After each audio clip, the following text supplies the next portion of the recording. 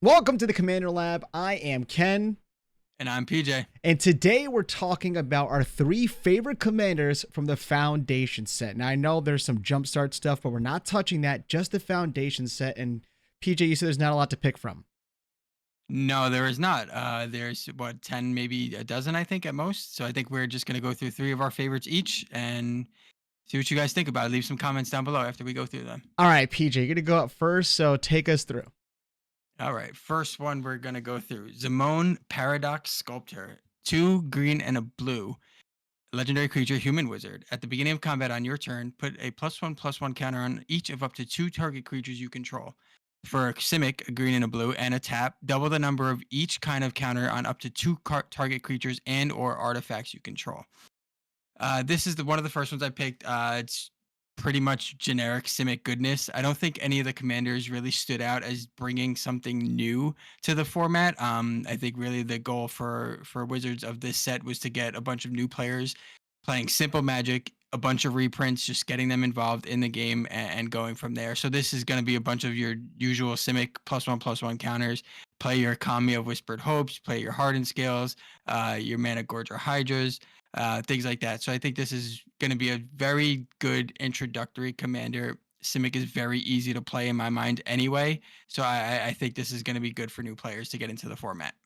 I think it's a pretty good card. I find it to be fairly interesting when it comes to her ability, just being able to double the number of each kind of counter up to 2 target creatures or artifacts. So it's like unique, but it's not so like life changing, like you said. All right, so I'm gonna go this time, and the first card that jumped out to me was Alinda, Saint of Dusk. She's black, white, and 2 legendary creature, vampire knight. She has lifelink and hexproof from instance, so you're gonna be able to not get pathed, at least we like to think. So as long as your life total is greater than your starting life total, Alinda gets +1/+1 and has menace. Alinda gets an additional +5/+5 as long as your life total is at least 10 greater than your starting life total. And she's a 4/4. So what stood out to me in this build was essentially like a Voltron-ish kind of commander, because if you have that +1/+1 at the beginning, that then stacks with a +5/+5, making her a 10/10 with lifelink and menace. So you're going to be able to hit people for commander damage fairly quickly. So being able to just get her in and pumping her just a little bit, I think she's going to be quite the gnarly commander in at least my eyes. Yeah, I agree. I think, again, just simple, basic commander. I think first thing you think of is when Orzhov Black White is aristocrat. You either sacking things, draining people for life, gaining life yourself. And then obviously we start with 40 life in commander. So once you get 50, she gets +5/+5, where then you can kind of start beating face, put some equipment on her, whatever it is, try to do lethal commander damage to your opponents. And she has lifelink herself, so she's hitting and gaining that life. And there's Duelist Heritage in white, which you can give her double strike. She's just one of those cards that really goes off. All right, you're up next. Yep. All right, next one we have Kellen, Planar Trailblazer, 1 red. So he's quick to get out. Legendary creature, human fairy scout. For a generic and a red, if Kellen is a scout, it becomes a human fairy detective and gains whenever Kellen deals combat damage to a player, exile the top card of your library. You may play that card this turn. For 2 and a red, if Kellen is a detective, it becomes a 3/2 human fairy rogue and gains double strike. In my mind, I think the main thing that you're going to look to do here with Kellen is activate that first ability to make him a detective instead of a scout, which then you do combat damage. It lets you exile the top card of your library. This is kind of red exile burn shenanigans. I think, again, very standard that it's going to be a red spell that does things that red does. Make treasures, play cards from exile, make a bunch of mana with all the Seething Songs and Jessica's Wills and things like that. So yeah, I think a pretty general red exile commander.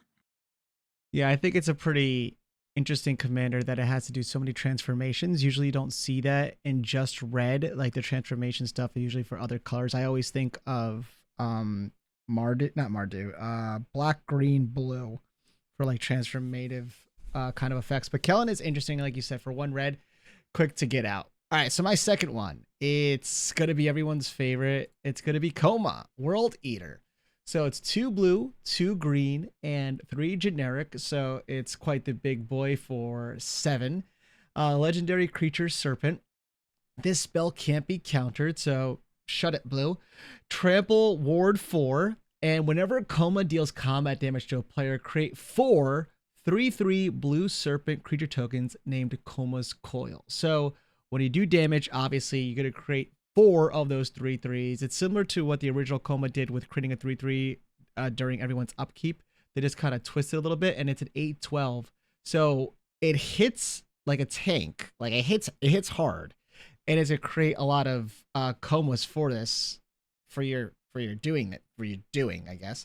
Adrix and Nev, one of the first cards I thought of when it came to coma, but now I actually want to bring you on screen because I also thought, what's better than one coma? Several comas. So cloning coma. So you have a Yep. bunch of clones of coma, and then when one of them does damage or several of them does damage, you're doing 4 and 4 and 4, and all of those are coming in, and it's just gonna go out of control so quickly. So it's gonna need protection.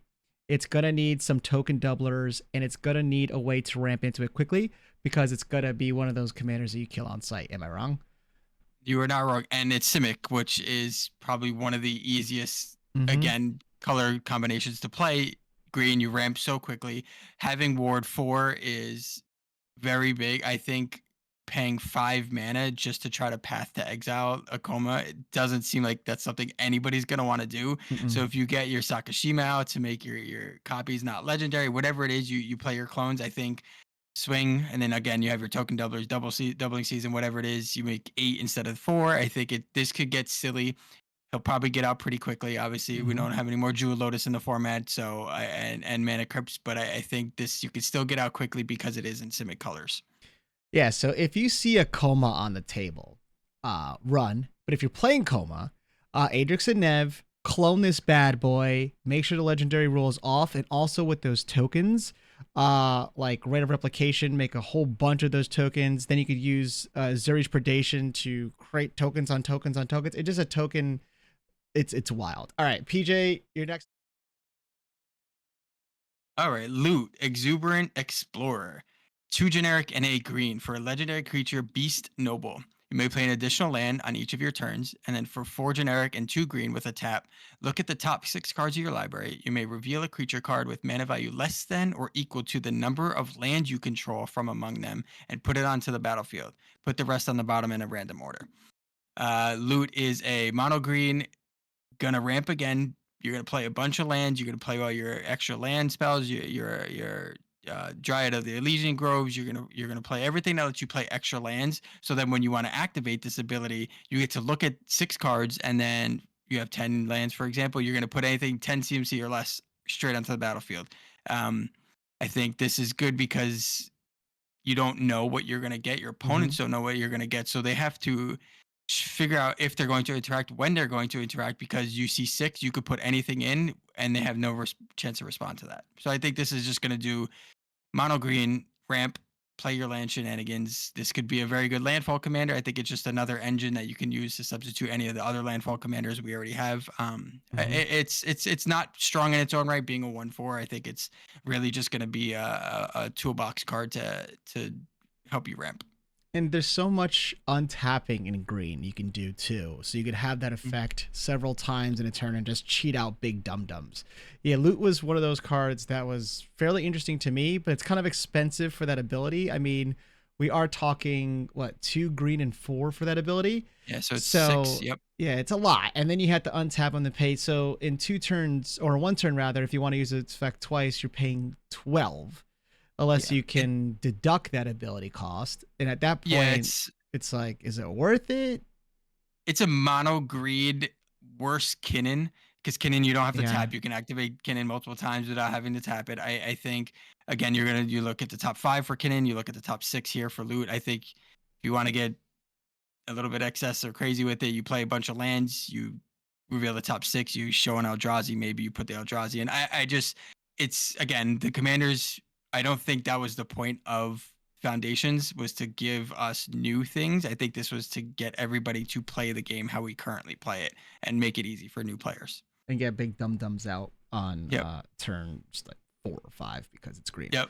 All right, Yep. so so my last card I'm gonna show you right here is Alesha, and I thought this one was a pretty interesting one because I don't play Rakdos in a kind of like, I would say, damage I don't know, way, like direct damage to do more like burn stuff. But let's take Alesha who laughs at fate. It's Rakdos, so red and black for 1 first strike, legendary creature, human warrior. Whenever Alesha attacks, put a +1/+1 counter on it. Okay, because attacking in Rakdos, that can happen too. And it has raid. At the beginning of your end step, if you attack this turn, return target creature card with mana value less than or equal to Alesha's power from your graveyard to the battlefield. So what's interesting about Alesha is you're obviously going to fill up your grave, right? And when you attack, you get a +1/+1 counter. So she's going to be a 3/3 when she attacks.